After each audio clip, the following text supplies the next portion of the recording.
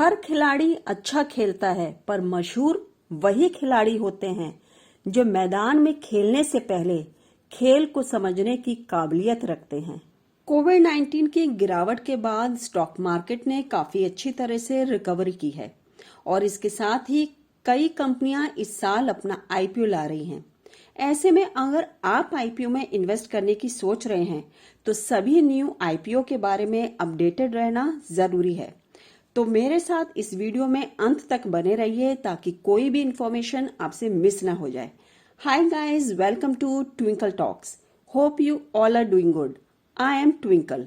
साल 2021 में आईपीओ ने इन्वेस्टर्स की बम्पर कमाई कराई है। अब जल्द ही 2 दिग्गज कंपनियां बाजार में अपना आईपीओ लेकर आ रही हैं, जिसमें आप कमाई कर सकते हैं। ये आईपीओ 28 और 29 अक्टूबर को सब्सक्रिप्शन के लिए ओपन हो रहे हैं और आप इसमें रुपए लगाकर अच्छा मुनाफा कमा सकते हैं। आपको बता दूं कि नायका और फिनो पेमेंट्स बैंक अपना आईपीओ लेकर आ रही है। आइए आपको इन दोनों आईपीओ के बारे में डिटेल्स में बताती हूं कि आपको किसमें कितना पैसा लगाना होगा और क्या लॉट साइज है। नायका का आईपीओ सब्सक्रिप्शन के लिए 28 अक्टूबर से 1 नवंबर तक ओपन रहेगा। इसमें आपको 12 शेयर्स मिलेंगे और मिनिमम 13,020 रुपए का इन्वेस्ट करना होगा, यानी आप 13,020 रुपए में एक लॉट के लिए सब्सक्रिप्शन भर सकते हैं। इश्यू का प्राइस बैंड 1,085 से लेकर 1,125 रुपए है। इन्वेस्टर्स अधिकतम 14 लॉट के शेयर के लिए आवेदन कर सकते हैं। इसके अलावा फिनो पेमेंट्स बैंक भी इन्वेस्टर्स को इस हफ्ते कमाई का मौका दे रहा है। ये आईपीओ सब्सक्रिप्शन के लिए 29 अक्टूबर को ओपन होगा और 2 नवंबर को बंद होगा। इस आईपीओ के जरिए कंपनी करीब 300 करोड़ रुपए जुटाने का प्लान बना रही है। बाजार में कंपनी के शेयर्स 12 नवंबर को लिस्ट होंगे। इसके अलावा मोबीक्विक, ओयो और एलआईसी भी अपना आईपीओ निकालने की तैयारी में है। ये तो हुई कुछ अपकमिंग आईपीओ की बात। अब मैं आपको 12 ऐसे सवालों के जवाब देने वाली हूं जिसको जानने के बाद आईपीओ से रिलेटेड सारी क्वेरीज क्लियर हो जाएंगी। क्वेश्चन नंबर 1, आईपीओ क्या होता है? जब कोई प्राइवेट कंपनी अपना बिजनेस एक्सपेंड करने और पब्लिक से फंड इकट्ठा करने के लिए अपने इक्विटी शेयर्स को शेयर मार्केट में लिस्ट करती है तो उसे आईपीओ यानी कि इनिशियल पब्लिक ऑफरिंग कहा जाता है। इस लिस्टिंग के बाद कंपनी के शेयर्स को स्वतंत्र रूप से शेयर मार्केट में खरीदा और बेचा जा सकता है। आईपीओ में होने वाली सभी प्रक्रियाएं सेबी के रूल्स एंड रेगुलेशंस के अनुसार निर्धारित की जाती हैं। क्वेश्चन नंबर 2, कंपनी आईपीओ क्यों निकालती है?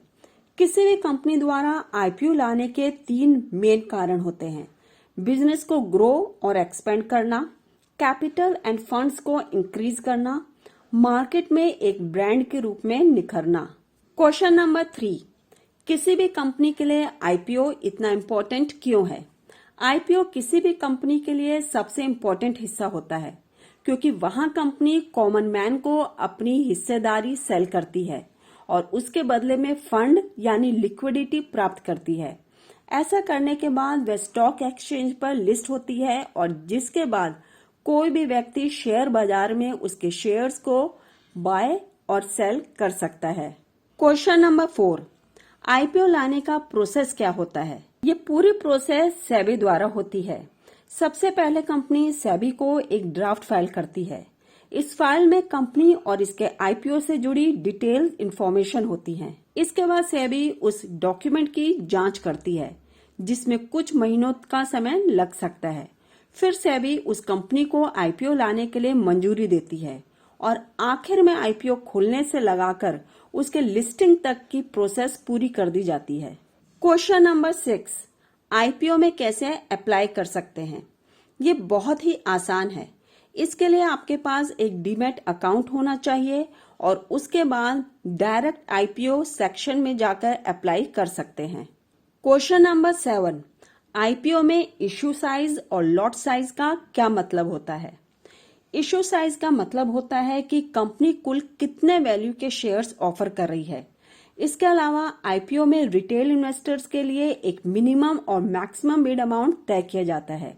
इसके लिए एक फिक्स शेयर्स का ग्रुप बना दिया जाता है जिसे लॉट साइज कहा जाता है और आप उसी लॉट के ऑर्डर में शेयर्स के लिए अप्लाई कर सकते हैं।